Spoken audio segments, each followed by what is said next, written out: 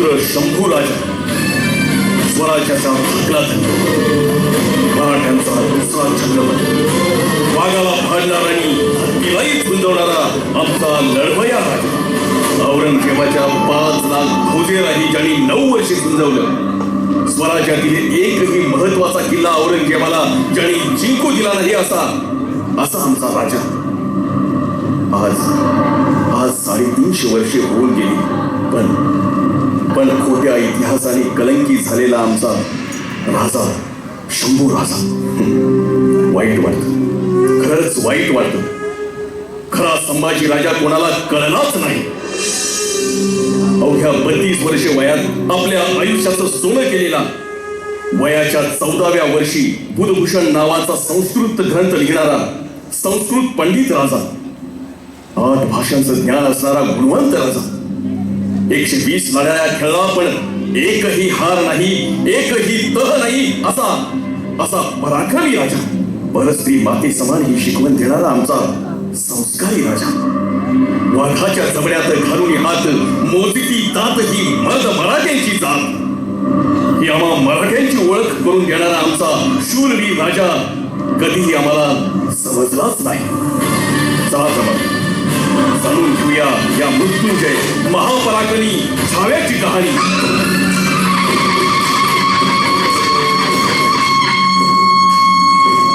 शंभूराजे अवघ्या 2 वर्षाचे असताना मातृछत्र हरपलं. राणी सईबाईंचं निधन झालं. त्यानंतर पिता छत्रपती शिवाजीराजे यांच्या छत्रछायेत आणि माँसाहेब राजमाता जिजाऊ यांच्या चालत्या बोलत्या विद्यापीठात आयुष्याचे धडे गिरवत असताना हा दिवस होता. 3 एप्रिल 1680 या सह्याद्रीच्या कुशीत माणूस म्हणून जन्माला आलेल्या, प्रत्येकाचं श्रद्धास्थान असलेल्या हिंदवी स्वराज्य संस्थापक छत्रपती शिवाजी राजांचं निधन झालं. स्वराज्य बोलकच संभाजी महाराजांच्या कोवळ्या खांद्यावर स्वराज्याची जबाबदारी पडली. अवघ्या 23व्या वर्षी स्वराज्याचा छावा छत्रपती झाला. शंभूबाई, कसं वाटतंय सिंहासन? बाबासाहेब, हे सिंहासन बघून कोणाचीही मान अदबीनं चुकेल. होय, कारण हे सिंहासन केवळ सोनाराच्या भट्टीतून तयार झालेलं नाही, तर आपल्या अगणित वीरांच्या रक्ताच्या बंधनातून बाहेर पडलेलं अमृत आहे. या सिंहासनाचं दर्शन जो घेईल त्याच्या डोळ्यातून त्याच्या हृदयात केवळ स्वातंत्र्याचा उदय होईल. आम्ही जेव्हा जेव्हा सिंहासनी बसतो तेव्हा आमच्या मनी एकच विचार असतो. पण शंभूबाळ, एक गोष्ट सदैव ध्यानी ठेवा, या सिंहासनावर तुमच्या आधी रयतेचा अधिकार आहे. कारण हे सिंहासन म्हणजे कुठल्या विलासी राजाची मक्तेदारी नव्हे, तर गोरगरिबांचं आश्रयस्थान आहे. हे सिंहासन म्हणजे मौस मज्जेचं अनिर्बंध स्थान नव्हे, तर गाजलेल्या पिचलेल्यांना आधार देणारं शक्तिपीठ आहे. हे सिंहासन म्हणजे अनागोंदी राज्यकारभाराचं सत्ता केंद्र नव्हे, तर अखिल हिंदूंचं तीर्थस्थान आहे. आणि म्हणूनच या सिंहासनावर बसणाऱ्या राजाला रयतेच्या प्रश्नांविषयी जाणतं असावं लागेल. सह्याद्रीच्या काळ्या कातळातून उरल्यास आलेलं हे सोनेरी सिंहासन, या सिंहासनात अखिल हिंदुस्थानातल्या हिंदूंच्या आशाकांक्षा येऊन आणि त्याचा भार पेटणं सोपं नाही. शंभूबाळ, तुमच्या या बाहूंमध्ये आऊसाहेबांच्या संस्कारातून आणि आमच्या ध्येयातून इतकं बळ येवो की शिवाजी नंतर संभाजी हे नाव केवळ वंश परंपरेनं नाही, तुमच्या पराक्रमानं, तुमच्या कर्तृत्वानं कल्पांतापर्यंत गाजत राहिलं पाहिजे.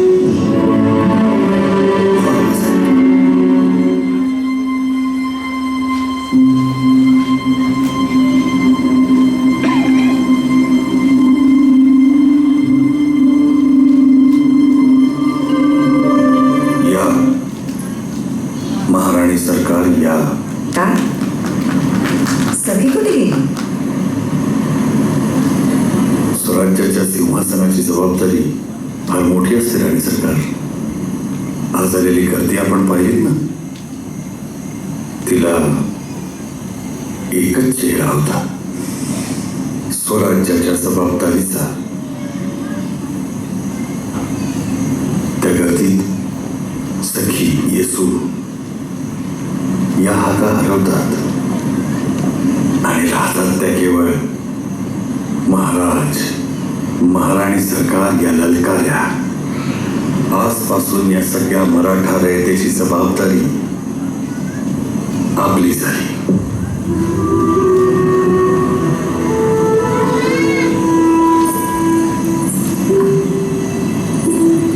स्वारींना आज झाले तरी काय, असे हरवलेले का वाटतंय?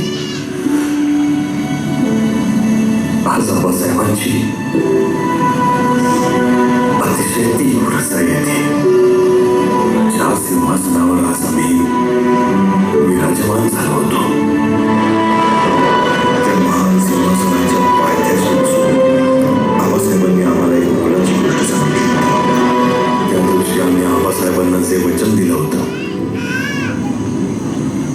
ते वचन पूर्ण करण्याची जबाबदारी इतक्या लवकर आमच्या खांद्यांवर पडेल असं आम्हाला वाटलं नव्हतं. स्वराज्याची जबाबदारी पेलायला आपल्या भक्कम खांद्यांशिवाय दुसरा आधार असू शकत नाही, हे मामांजींनी जाणलं होतं. आपली परवानगी असेल तर आम्ही एक मागणं मागू. माग येसू माग, काय हवंय ते माग. मामांजींच्या नंतर रयत आपल्याकडे बऱ्याच गोष्टींसाठी आस लावून बसली. आम्ही नेहमी जिजाऊ, आऊसाहेब आणि मामांजींच्या तोंडून ऐकलंय, रयत आपल्या पोटची. तिचा सांभाळ आपल्याला लेकराप्रमाणे केला पाहिजे. आपली ही लेकरं सांभाळण्याचा भार आम्हाला द्या. स्वतःसाठी मागायला सांगितलं तर रयतेसाठी मागताय.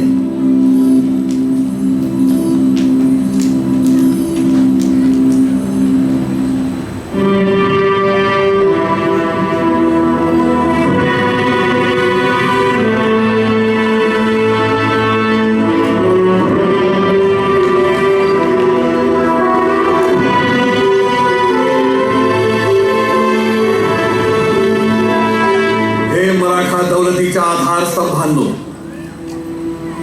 शिवरायांच्या मावळ्यांनो, आज या पवित्र सिंहासनावर बसून आम्ही तुम्हाला वचन देतो, इथून पुढे आमचा प्रत्येक श्वास आबासाहेब छत्रपती शिवाजी महाराजांनी स्थापन केलेल्या स्वराज्याच्या रक्षणासाठी असेल. आमच्या धमन्यातून वाहणाऱ्या रक्ताचा थेंब थेंब आम्ही स्वराज्य देवतेच्या पायी अर्पण करू.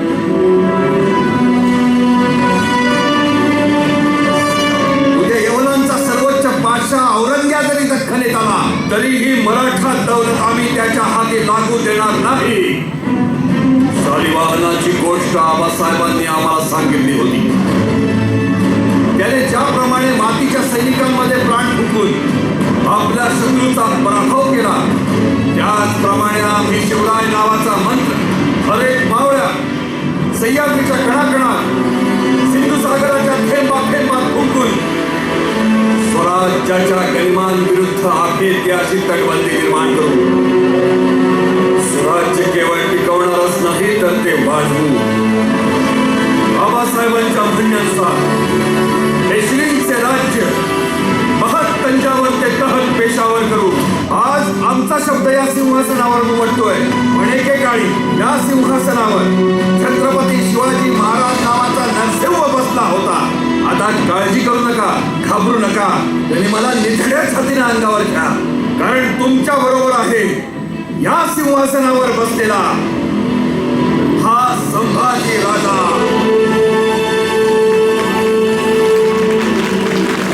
आणि काळ दाखवून देईल की तो केवळ वंश परंपरागत अधिकारानं बनलेला राजा नाही, तर छत्रपतींचा उकळणारा रक्त नसानसांमध्ये धारण करणारा योद्धा आहे.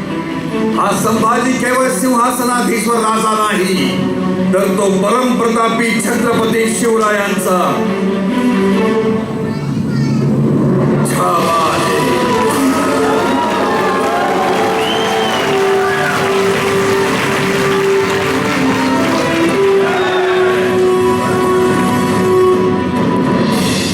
शोधापासून राजासोबत होतो. त्यांचं अक्षी प्रतिबिंब बघतोय असं वाटते. गड्यांनो, शत्रूचे डोळे टिपले पाहिजेत असा पराक्रम आपल्याला गाजवायचा आहे. टोकी वर करू पाहणाऱ्या गनिमरूपी सर्पांना आपल्याला खेचायचं आहे. याकरता आपल्याला स्वराज्याभोवती अपरिमित स्वाऱ्या शिकाऱ्या कराव्या लागतील. आपण सगळे स्वराज्यापासून दूर असू. अशा वेळी स्वराज्याला आणि जनतेला आईच्या ममतेनं सांभाळणारं कोणीतरी असायला हवं असं आम्हाला वाटतं. आणि त्याचमुळे आपल्या मुलकी कारभाराच्या धनी असतील महाराणी येसूबाई सरकार.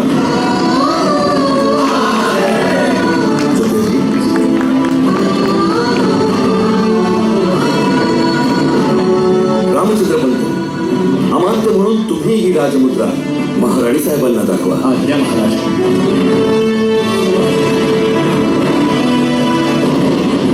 महाराणी सरकार.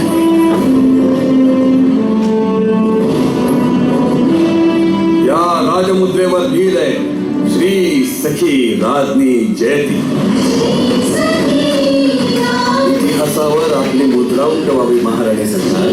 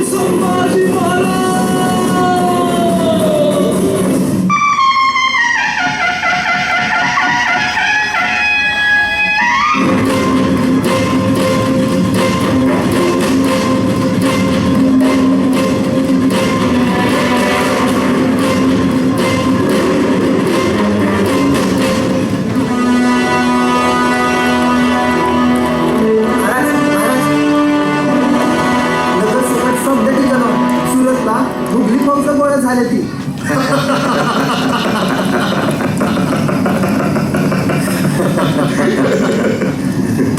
चला आता हल्ला करायची वेळ झाली. माफी करा राज, पण मला कळतच नाही का गनिमाला जागा करून त्याची समधी ताकद एका जागी एकवटून यो कंचा गनिमी गावा साधताय तुम्ही. औरंग्याच्या फौजा सुरतेला एकवटल्यात ना. मग आपल्याला कुठे सुरतवर हल्ला करायचा आहे? फिर आपण जाणार कुठे? अरे थांबा पुरव थांबा. गनिमी कावा हा फक्त रानातच साधायचा नसतो, तर गनिमाच्या डोसक्याशी बी खेळावं लागतं या. काका सगळ्यांना आपली योजना सांगा. आग्रा आणि हे मुघलांच्या दौलतीतलं तिसरं महत्वाचं ठाणं आहे. दख्खनचा दरवाजा म्हणतात त्याला. म्हणायला गेलं तर आजच्या हिंदुस्थानातली सौद्यात मोठी व्यापारी पेठ आहे. म्हणून बुरहानपूरचा सुभेदार जास्ती करून बादशहाचा नात लगेच असतो बघा. आत्ताचा सुभेदार आहे बहादूर खान कोकलताश. जो कोकलताश औरंग्याचा दूध भाऊ आहे, म्हणून तो इथला सुभेदार. तो गेलाय हैदराबाद, म्हणून नायब सुभेदार म्हणून काकत खान थांबवतो.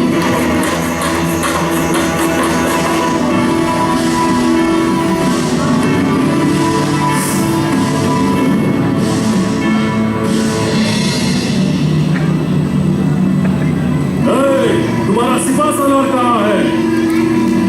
या डर के मारे पहले मैदान छोड़ के भाग गया. आमचं तसं नाही. आमचं राजा आमच्या संघात लढा येत्यात. मराठ्यांच्या बरोबर त्यांचा शिवशंकर चौथा रणात तांडव घालतो. आणि त्या पुत्राचं आजच्या युगातलं नाव आहे छत्रपती संभाजी महाराज. छत्रपती संभाजी महाराज.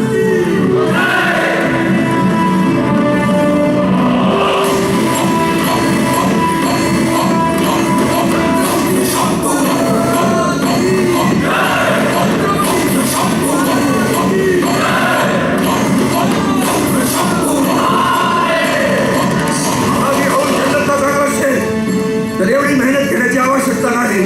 आमची भवानी तलवार तुझी ही इच्छा आज पूर्ण करेल.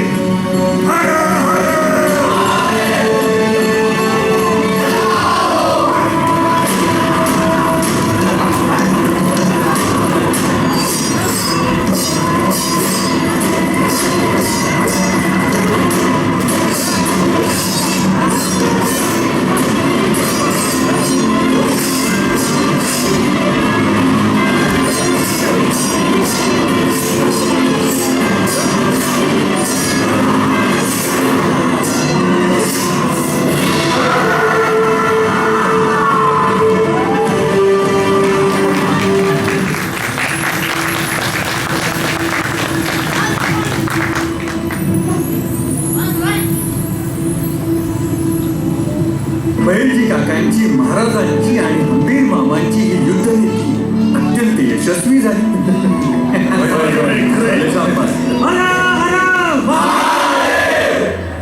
स्वराज्य संपलं, आता आपल्याला सहज दख्खन गिळता येईल असं त्या औरंग्याला वाटलं असेल. पण हंबीर मामा, आपण त्याचे दातच उपटून काढले. पण गड्यांनो, युद्ध अजून संपलं नाही तर आता सकाळा तोंड फुटलंय.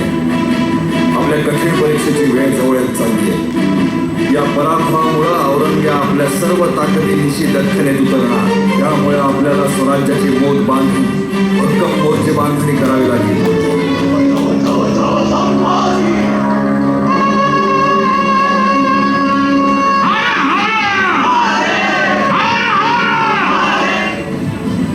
बुरहानपूरच्या धाडीने मुघल सैन्याला चांगला हादरा बसला. शाही खजिन्यावर आणि व्यापारी पेठेवर धाड मारल्यामुळे मुघलांची प्रतिष्ठा धुळीस मिळाली. या अनपेक्षित हल्ल्यामुळे मुघल सैन्यामध्ये भीतीचं वातावरण पसरलं. दख्खनमध्ये मराठ्यांची ताकद किती वाढली आहे याची जाणीव त्यांना झाली. या सगळ्या प्रकारामुळे दिल्लीमध्ये बसलेला मुघल बादशाह औरंगजेब चांगलाच खवळला. औरंगजेब एक महत्वाकांक्षी आणि कट्टर शासक. त्याला हे मराठ्यांचं आव्हान सहन होण्यासारखं नव्हतं. दक्षिणेत वाढत चाललेली मराठ्यांची सत्ता मोडून काढण्याचा निर्धार केला. आता तो स्वतः या परिस्थितीत लक्ष घालणार, मोठं सैन्य घेऊन दक्षिणेकडे कूच करणार हे निश्चित होतं. बुरहानपूरच्या धाडीने एका मोठ्या संघर्षाची नांदी केली होती, ज्यामध्ये औरंगजेब आणि मराठा एकमेकांसमोर उभे ठाकला.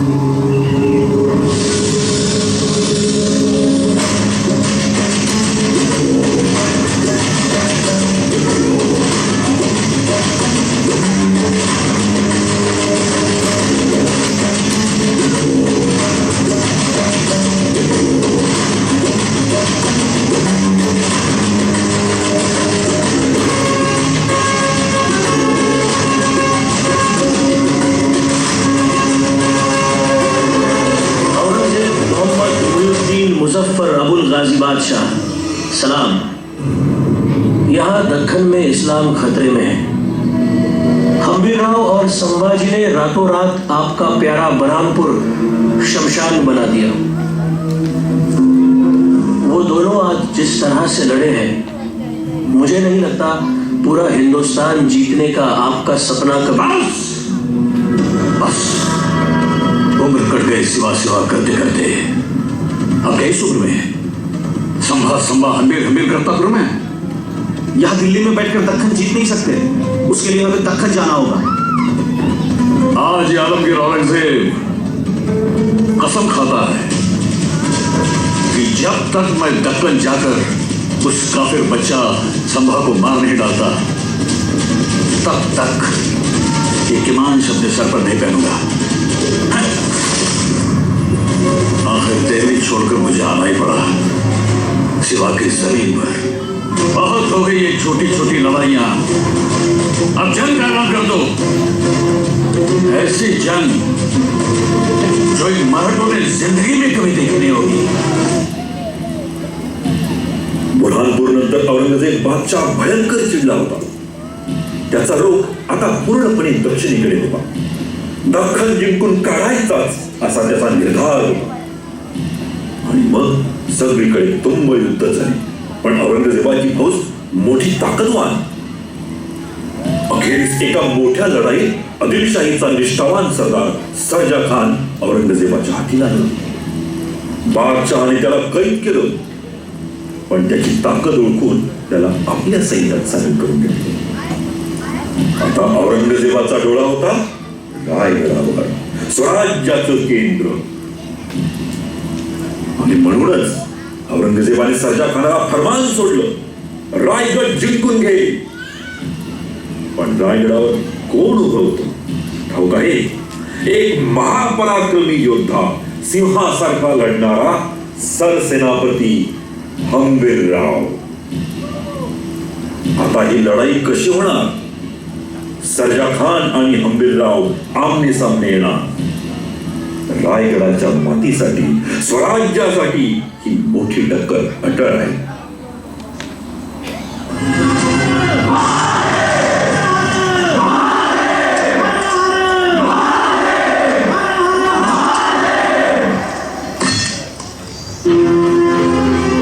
धर्माचे रक्षण करणे पाखंड खंडन, हेच आम्हा काम बीज वाढवावे नाम.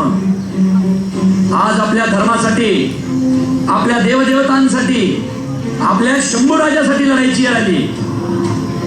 छत्रपती शिवाजी महाराज नेहमी म्हणायचं, हे माझं स्वराज्य 18 पगड जाती जमातींचं आहे. त्या 18 पगड जाती जमातींनी एक दिलानं लढलं पाहिजे, तवा हा टिकल. आज टिकवायचा. ही जंगल मराठ्यांची सगळ्यात मोठी ताकद आहे. बहिरजी, अरे या जंगलांच्या जीवावरच आपण महाराजांबरोबर तो अफजल फाडला. पण त्या सर्जा खानाला ही जंगल बी चांगलीच माहिती आहे, आणि रायगडाकडे जाणाऱ्या समजा वाटावी. म्हणूनच सह्याद्रीतल्या हरेक वाटेवरती त्याचा काळ म्हणून उभा राहा. असे उभे राहा, जणू सह्याद्रीचा कडा श्वास रोखून खडा.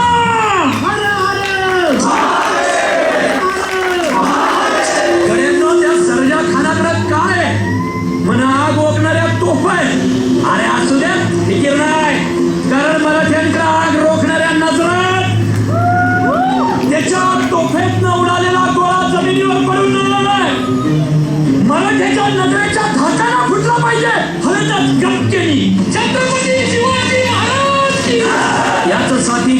होता अट्टाहास, शेवटचा दिस गोड व्हावा. समध्यांनी शेवटची लढाई समजून लढा. लढता लढता हा दिस गोड करा. आज आपला भगवा मातीत नाही, गनिमाच्या छातीत रोवायचा.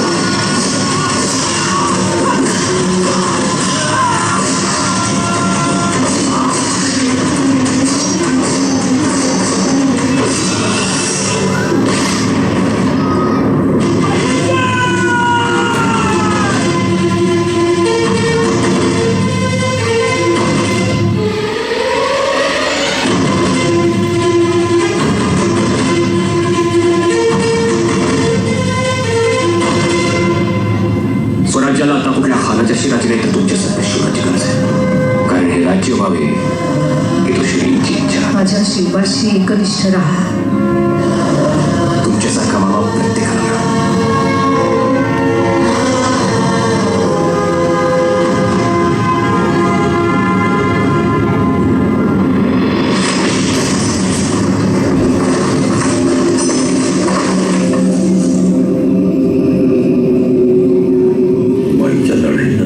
मराठा सैन्याला मोठा धक्का बसला.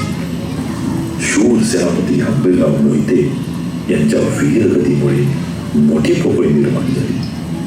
त्यांच्या जाण्याने स्वराज्याच्या प्रांतांमध्ये काही ठिकाणी मतभेद आणि तुटडी निर्माण झाली आहे असं दिसतं. संभाजी महाराज यांना या परिस्थितीची जाणीव आहे. ते स्वतः यावेळी संगमेश्वरला आहेत. तिथे यादव सरदारांशी काही मतभेद निर्माण झाले आहेत आणि ते मिटवण्यासाठी महाराज स्वतः लक्ष देत आहेत.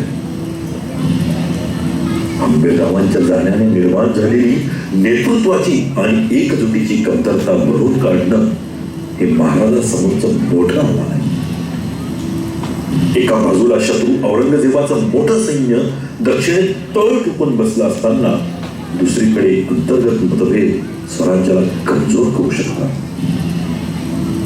आता संगमेश्वरात यादव सरदारांशी काय बोलणी होते, महाराज यातून कसा मार्ग काढतात आणि स्वराज्याची एकजूट पुन्हा कशी साधली जाते हे पाहणं महत्वाचं आहे.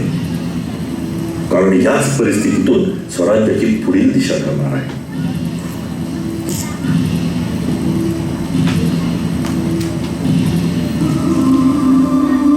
राजा राजा घाट झाला. राजा वैरी घाट ओलांडून संगमेश्वरावर चालू देते. अव 600-700 स्वारांचा तांडा आहे. राज निघा तुम्ही. नाही मालोजी, तुमच्या कसल्या खांद्यांवर स्वराज्य सोपवून जायला राजे झालो नाही. आम्ही मरू इथंच, झुंजूही इथंच, पण रण सोडून पळणार नाही. राज तुपासनी खंडोबाचे हाम आहे. राज राज निघा. राज हो राजे, आपण इथं आम्ही आहोत. नाही कधी, कदापि नाही. अहो, या तलवारीनं फितुरांची मुंडकी छाटली, फिरंग्यांवर सरप बसवली, ती तलवार आम्ही ज्ञान करू म्हणतात. नाही कवीजी, ते होणे नाही.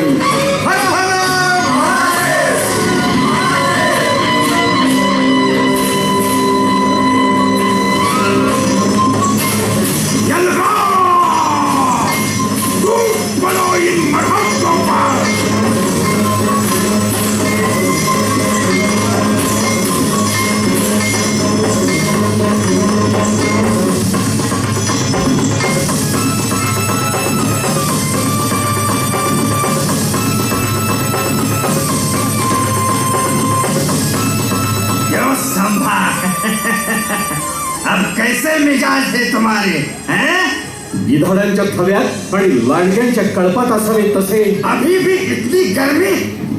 फेंक दो हथियार। सब्र करो इखलास, सब्र करो। सुरमा शेर शौक से हथियार नहीं छोड़ते। जकड़ लो इसे पहले, डाल दो जंजीरें इन हाथों में और जितनी जल्दी हो सके निकलो यहाँ से। अगर इन मरहट्टों को पता चला तो इधर कब्र बना डालेंगे अपनी। चलो।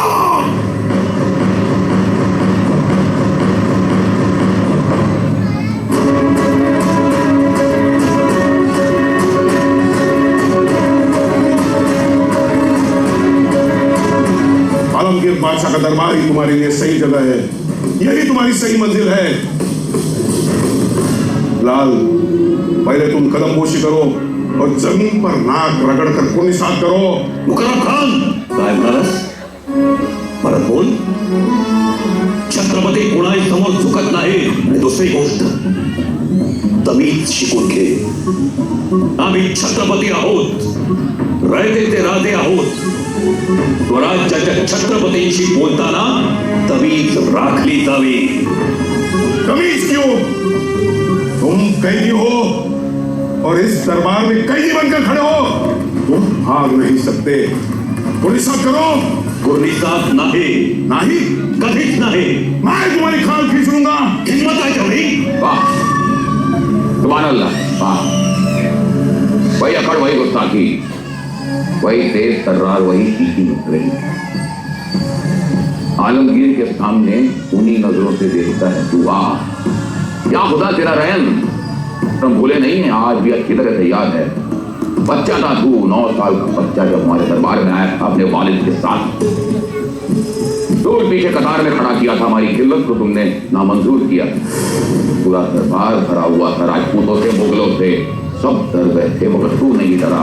आज भी हमें अच्छी तरह से याद है. हमने तुझसे पूछा क्या तू पहलवानों से कुश्ती लड़ाएगा, तो तूने कहा हाँ, कुश्ती तो लड़ाऊंगा जरूर, मगर शहजादों के साथ. क्या जवाब था? 11 साल की उम्र में तुम गुजरात गए. वहां पर भी तुमने अपने शमशेर का जलवा दिखाया. ये हम बहुत खुश हुए. हम चाहते थे कि तुम मुगलिया सल्तनत में सरकार बनो. नहीं, तुमने इसे दिल खुलाया. हम बोले नहीं. ऐसे आगरा से तुम दोनों हमारी गिरफ्त के बावजूद सही सलामत भाग निकले. तुमने इतना पूरी तरह से जलील किया, बेइज्जत किया, फिर भी हमने तुम्हें मनसबदार बनाया. तुम्हारी खिदमत में रहे औरंगाबाद 2 साल, और वहां से भी हमें बेवकूफ बनाकर निकल गए. तुम बाप बेटे ने हमें बहुत तकलीफ दी है. हमने कितनी दौलत लुटाई है तुम्हें पकड़ने. तुम जानते भी हो कि कितना कर्जा है हमारे सर पर. कैसे लौटाऊंगा मैं ये कर्जा? ऊपर से तुम्हारा खौफ.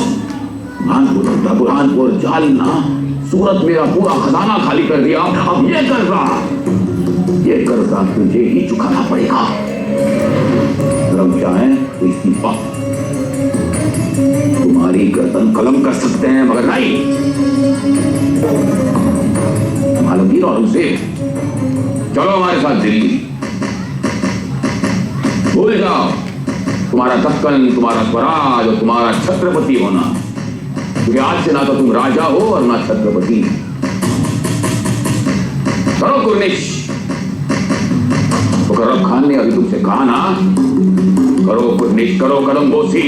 वो हमारे सामने कुर्निश करो. असला कुर्निश खान, स्वराज्याचे छत्रपती तुझ्या दरबारात उभे आहेत. तूच आम्हाला मुजरा कर. संभाळ आहे. संभाजी, छत्रपती संभाजी. कहाँ छुपा रखा है तुमने स्वराज का खजाना? स्वराज्यासाठी जान कुर्बान करणाऱ्या लाखो मावळ्यांच्या काळजात ठेवलाय खजिना. तुझ्या सुरतेचा निम्म्याहून जास्त खजिना शेकडो किल्ल्यांच्या तटाभोवतात ठेवलाय. संभा हमारे मुगलिया फौज से कौन कौन थे जो फितूर थे तुम्हारे साथ? एकच नाव सांगेन,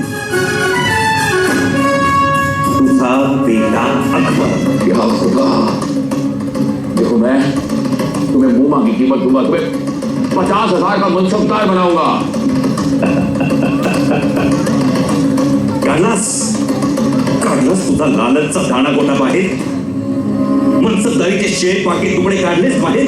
तुझ्या भर दरबारात तुझी किल्लत उधळून लावणाऱ्या छत्रपती शिवाजी महाराजांचे पुत्र आहोत आम्ही. आणि करणारा तू कोण? अरे हे सगळं आमचंच आहे. ही जमीन, हे डोंगर, नदी, नाले, झाडं, झुडपं सगळं सगळं आमचं आहे. तू कोण लागून गेला देणारा? तुला बादशाह समजतच नाही आम्ही.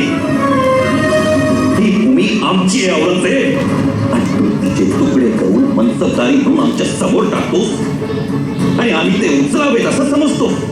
त्यांना हे शिवकल्याण हात आहे, ते फक्त शिवरायांच्याच चरणांना स्पर्श करतात आणि झुकतात या मातीची चिमूट भरण्यासाठी आणि ती मस्तकी लावण्यासाठीच. त्यामुळे या झुकण्यात झुकवण्याच्या गोष्टी आपला वक्त बर्बाद करू नको. बस, हम तुम्हें इसी वक्त मौत देंगे. त्याने आम्ही मरू असं वाटलं तुला? छत्रपतींना कोणी मारू शकत नाही, छत्रपतीचे कोणी हाल करू शकत नाही, कारण छत्रपती माणूस नाहीच. छत्रपती विचार आहे, विचार. संभाजी नाही, छत्रपती संभाजी राजे नाही. ये हिम्मत, आमचे मावळे तुला याच मातीत गाडल्याशिवाय राहणार नाही. मुकरम खान, ले जाए. मेरे आका, देख लो, तमीज रखी जाए. तुम्हाला ऐकत नाहीच. एका छत्रपतीची हिंद करता, त्याला उंटावर बसवता, तख्तातला चढवता, ही चेष्टाच तुम्हाला माती मोल करेल. तुझा पाप तुला अवशेष करल, तुला माती मोल करेल, तुझा घात जाईल.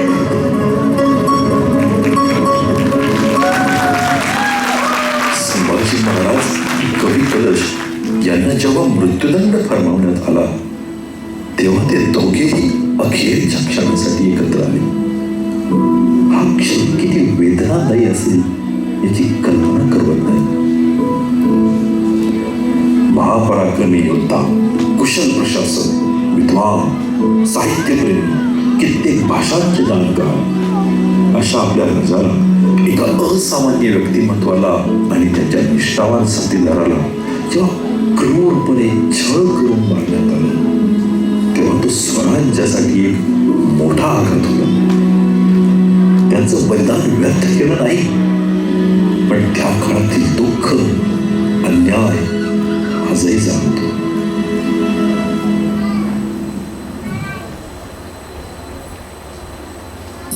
इनके शब्द इच्छाधारी हथियार हैं, कभी तीर बन जाते हैं, कभी तलवार. तो माते,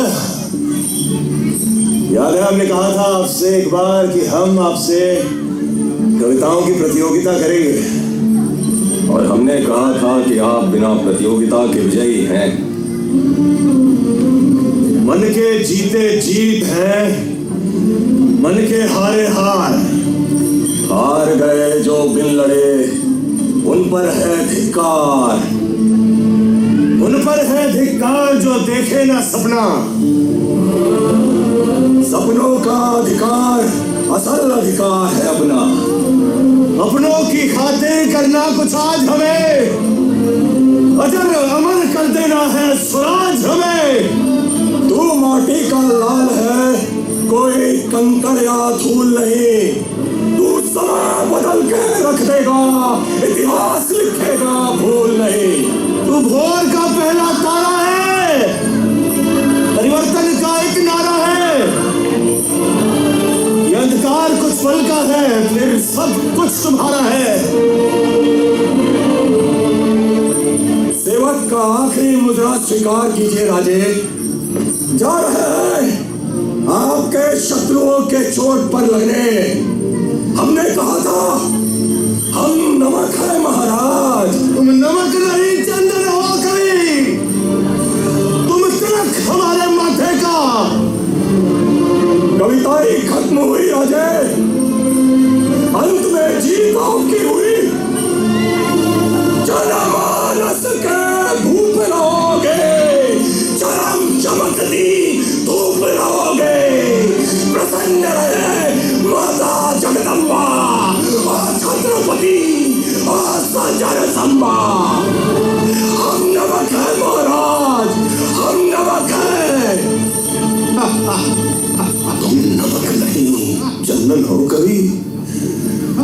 तुम तिलक हमारे माथे का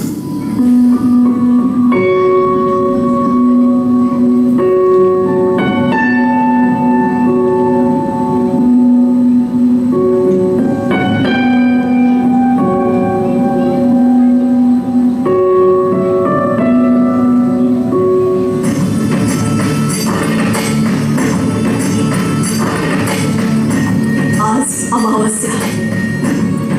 या अमावस्येच्या अंधाराने पाहिला ज्वलन ज्वलन तेजस, विजेचा कडकडता प्रखर लोळ. या प्रखर लोळातच औरंगजेब भस्मसात होऊन जाईल हे खास.